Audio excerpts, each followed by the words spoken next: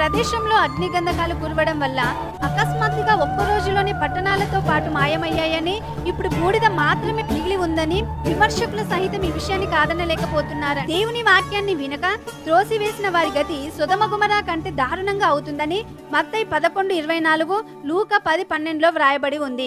పాపులను దేవుడు ఎలా నాశనం చేస్తాడో అందరికి తెలియజేయడం కోసం ఉదాహరణగా దేవుడి పట్టణాల గతిని చూపిస్తున్నాడని 2 పేతురు 2:6 యూదా 1:7లో వ్రాయబడి ఉంది. ఫైనల్ గా ఇక్కడ దొరికిన ఆధారాలను బట్టి చూస్తే బైబిల్ నందు ఈ నగరాల గురించి ఏం రాయబడి ఉందో అది ఖచ్చితంగా జరిగిందని శాస్త్రవేత్తలు ఒప్పుకోక తప్పలేదు. లోతు దినంలో జరిగినట్లుగానే నేడును జరుగును. లూకా సువార్త 17:28-29లో చూడవచ్చు. ఇప్పటికీ జనులు తినడం, త్రాగడం, ఆడడం, పెళ్లి చేసుకోవడం, పెళ్లికిచ్చుకోవడం ఇలానే బ్రతుకుతున్నారు. ఇలానే ఉంటే నిజంగా లోతు దినంలో జరిగినట్లుగానే సొదొమలానే ప్రపంచం కూడా నాశనమయ్యే పరిస్థితి రాబోతుంది. కాబట్టి మనం అలాంటి వారిగా ఉంటే మన పరిస్థితి కూడా అంతే. జాగ్రత్త పడుదాం.